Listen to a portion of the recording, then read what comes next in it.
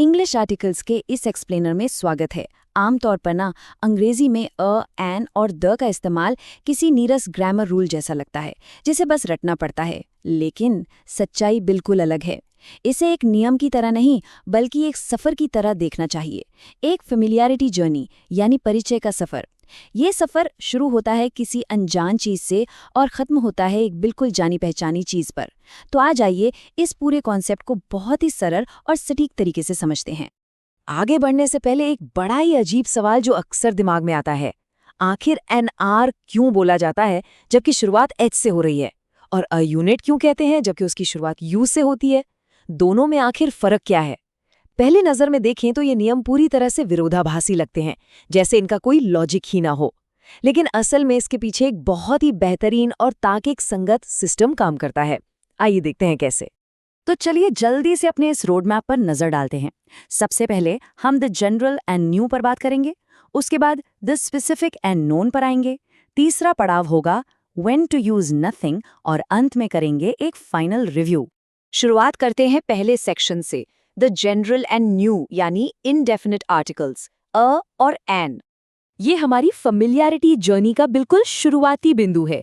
जब भी किसी नए विषय पर चर्चा शुरू होती है तो कहानी यहीं से बनती है। इनडेफिनिट आर्टिकल्स का इस्तेमाल तब होता है जब हम किसी आम चीज के बारे में बात कर रहे हों या फिर किसी ऐसी चीज का जिक्र कर रहे हों जो पहली बार सामने आई हो। लेकिन यहाँ एक अहम बात ध्यान रखने वाली है, इनका इस्तेमाल एक खास दायरे में ही होता है। ए और एन को स्ट्रिक्टली सिर्फ और सिर्फ सिंगुलर यानी एक वचन और काउंटेबल जिन्हें गिना जा सके ऐसी नाउन्स के साथ ही लगाया जा सकता है। अगर कोई चीज गिनने योग्य नहीं है या एक से ज्यादा है तो वहां ये आर्टिकल्स बिल्कुल इस्तेमाल नहीं होंगे। और सच कहें तो ये नियम बहुत ही शानदार तरीके से काम करता है। बात लेटर्स या अक्षरों की नहीं है, बात पूरी तरह से स्पोकन साउंड यानी बोलने की ध्वनि की है। जैसे ए उन शब्दों से पहले लगता है जिनकी शुरुआत एक कॉन्सोनेंट या व्यंजन की आवाज से होती है। अ कैट या अ यूनिवर्सिटी लीजिए, शब्द भले ही यू से शुरू हो रहा है पर आवाज तो य की आती है ना। दूसरी तरफ एन उन शब्दों के आगे लगता है जिनकी ध्वनि एक वावल या स्वर जैसी होती है। एन एप्पल या फिर एन आवर जहां एच साइलेंट होता है, या फिर एन MBA जहां बोलते वक्त ध्यान दीजिए शुरुआत में एम की आवाज सुनाई देती है। तो शुरुआत में जो सवाल पूछा गया था उसका जवाब अब बिल्कुल साफ हो जाता है। इन दो शब्दों को आमने सामने रखते हैं। अ यूनिट के साथ ए लगता है क्योंकि बोलते वक्त निकलने वाली पहली ध्वनि एक कॉन्सोनेंट य की होती है। वहीं दूसरी तरफ अन अम्ब्रेला में शुरुआती अक्षर वही यू है लेकिन निकलने वाली ध्वनि अ की है जो एक वावल साउंड है। यही वजह है कि वहां एन लगता है। लिखावट पर नहीं जाना है, सिर्फ सुनने वाली आवाज पर ध्यान देना है। अब आते हैं सफर के दूसरे पड़ाव पर, द स्पेसिफिक एंड नोन यानी डेफिनिट आर्टिकल द। ये वो पड़ाव है जहां सारी अस्पष्टता खत्म हो जाती है।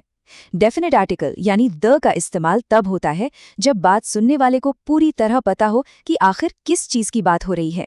द असल में बहुत ही बहुमुखी और पावरफुल शब्द है। इनडेफिनिट आर्टिकल्स के मुकाबले इसकी पहुंच बहुत बड़ी है।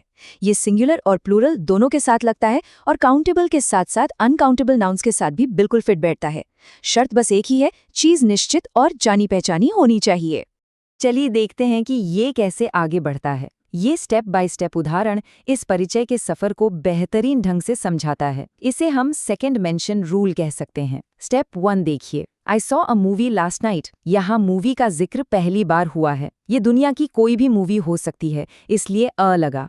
लेकिन स्टेप 2 पर आते ही बाजी पलट जाती है। The movie was hilarious. अब चर्चा उसी खास मूवी पर हो रही है जिसका जिक्र पहले हो चुका है। नई जानकारी अब पुरानी और जानी पहचानी बन चुकी है, इसलिए अ मूवी सीधा बदलकर द मूवी हो गया। अब इसमें सबसे दिलचस्प बात यह है कि कुछ ऐसी कैटेगरीज होती हैं जहां द अपने आप आ जाता है, जैसे specific items, the red book on the table, कोई ऐसी वैसी किताब नहीं, वही एक खास लाल किताब।